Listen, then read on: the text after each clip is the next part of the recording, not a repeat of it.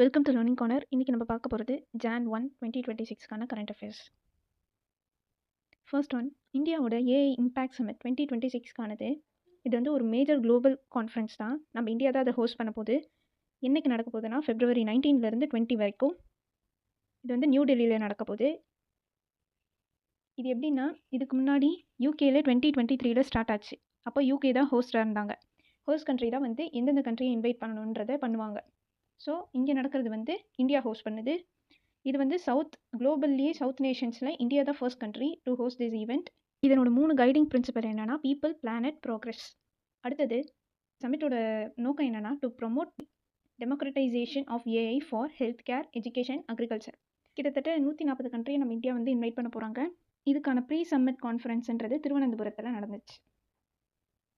அடுத்தது Indian AI research organisation அப்படின்றத குஜராத்தில் இருக்கக்கூடிய கிஃப்ட் சிட்டியில் கொண்டு வரதுக்கு குஜராத் கவர்மெண்ட் அப்ரூவ் பண்ணியிருக்கிறாங்க.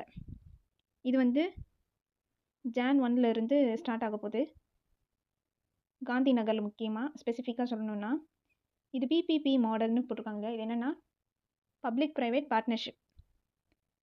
ஸோ குஜராத் தான் first state in the country to establish Indian AI research organisation under PPP model. அடுத்தது chairman and managing director of FCI food corporation of இந்தியாவுக்கு புதுசாக சேர்மன் அண்ட் மேனேஜிங் டைரக்டராக அப்பாயிண்ட் பண்ணியிருக்கிறாங்க ரபீந்திர குமார் அகர்வால். இவரோட ரேங்க் அண்ட் பே ஸ்கேல் எப்படி இருக்குன்னு பார்த்தோன்னா நம்ம கவர்மெண்ட் ஆஃப் இந்தியாவோட அடிஷ்னல் செக்ரட்டரிக்கு ஈக்குவலாக இருக்கும். ஃபுட் கார்ப்பரேஷன் ஆஃப் இந்தியாவை எஸ்டாப்ளிஷ் பண்ண டேட் வந்து 14 Jan 1965. இதனோட ஹெட் குவார்ட்டர் வந்து நியூ டெல்லியில் இருக்குது. அடுத்தது இஸ்ரேல் பிரைஸ் ஆஃப் பீஸ். இதை வந்து US பிரசிடென்ட் டொனால்ட் ட்ரம்ப்புக்கு கொடுக்குறதா அனௌன்ஸ் பண்ணியிருக்கிறாங்க. இது 2026 நடக்கும். கடந்த ஒரு 80 வருஷத்தில் இதுதான் ஃபர்ஸ்ட் டைம் ஒரு நான் இஸ்ரேலைட்க்கு இந்த அவார்ட் கொடுக்குறாங்க. அதாவது இஸ்ரேலுக்கான ஒரு உயர்ந்த பரிசை கொடுக்குறது இதுதான் ஃபர்ஸ்ட் டைம். அது மட்டும் இல்லாமல் இந்த இஸ்ரேல் ப்ரைஸ் கேட்டகரியிலேயே பீஸ்ன்ற கேட்டகரியை ஃபர்ஸ்ட் டைம் இப்போ தான் இன்க்ளூட் பண்ணியிருக்கிறாங்க. அடுத்தது ஜோதி பிஷ்ணு இன்டர்நேஷ்னல் ஆர்ட் சென்டர். இது வந்து நம்ம யூனியன் ஹோம் மினிஸ்டர் அமித்ஷா அசாமில் இருக்கக்கூடிய கவுஹாத்தியில் இனாக்ரேட் பண்ணி வச்சுருக்கிறாரு. இந்த ஜோதி பிஷ்ணுன்னு இருக்கு இல்லையா, இதில் ஜோதின்றவரோட ஃபுல் நேம் என்னென்னா ஜோதி பிரசாத் அகர்வால். இவர் வந்து ஃபாதர் ஆஃப் அசாமிஸ் சினிமா.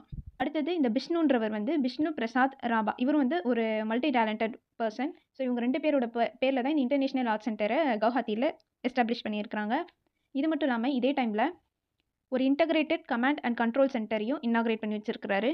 இந்த ஜோதி பிஷ்ணு நேம்லேயே ஒரு ஆடிட்டோரியமையும் எஸ்டாப்ளிஷ் பண்ணியிருக்கிறாரு.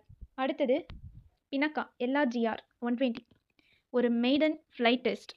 LRGRனா லாங் ரேஞ்ச் கைடட் ராக்கெட்னு அர்த்தம். இந்த ஃப்ளைட் டெஸ்ட் வந்து இன்டகிரேட்டட் டெஸ்ட் ரேஞ்ச் சண்டிப்பூர் எங்கே இருக்குன்னா ஒடிஷாவில் இருக்குது. அங்கே தான் வந்து இது நடந்துச்சு. இதனோட மேக்ஸிமம் ஸ்ட்ரைக் ரேஞ்ச் வந்து 120 கிலோமீட்டர். ஸோ பினக்கா LRGR 120 எங்கே டெஸ்ட் பண்ணாங்கன்னா ஒடிஷாவில் இன்டகிரேட்டட் டெஸ்ட் ரேஞ்சில் Chandipur 120 kilometre maximum strike range. இதை கண்டக்ட் பண்ணது யாருன்னா DRDO defence research development and organisation. அது மட்டும் இல்லாமல் இதே DRDO ஒடிஷாவில் பிராலே மிசைலையும் 2 பிராலே மிசைல்ஸை நம்ம இந்தியா DRDO சால்வோ லான்ச் கண்டக்ட் பண்ணியிருக்கிறாங்க.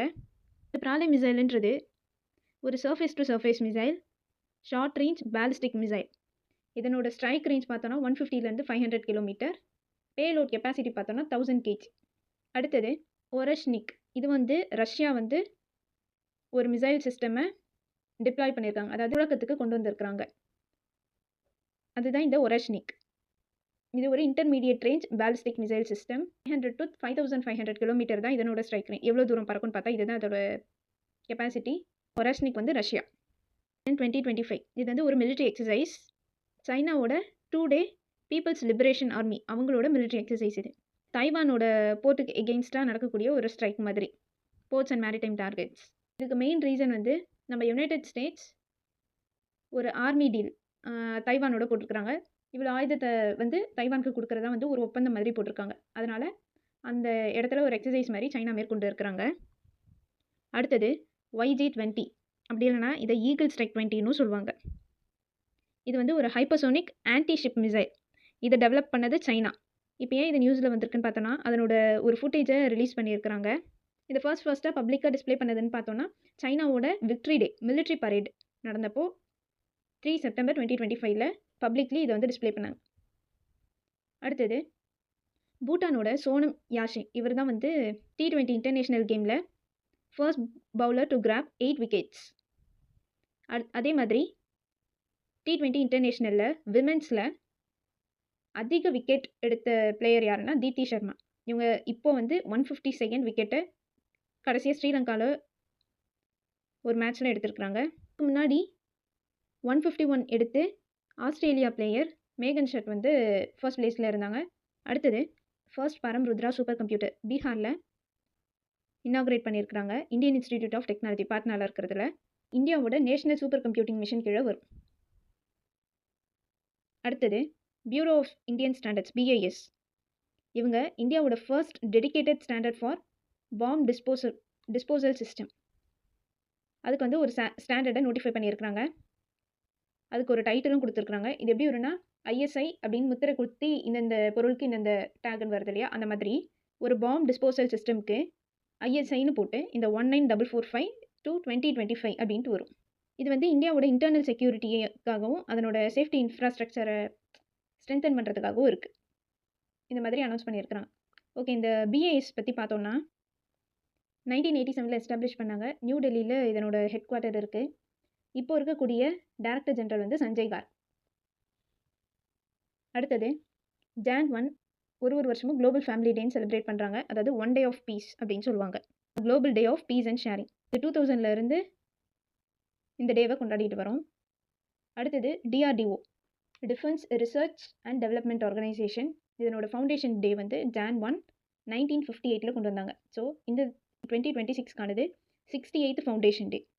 தேங்க்யூ. இந்த மாதிரி நிறைய கண்டென்ட்க்கு மறக்காமல் லேர்னிங் கார்னர் சப்ஸ்கிரைப் பண்ணிக்கோங்க. இந்த வீடியோ பிடிச்சிருந்தா உங்கள் ஃப்ரெண்ட்ஸ்க்கும் ஷேர் பண்ணுங்கள்.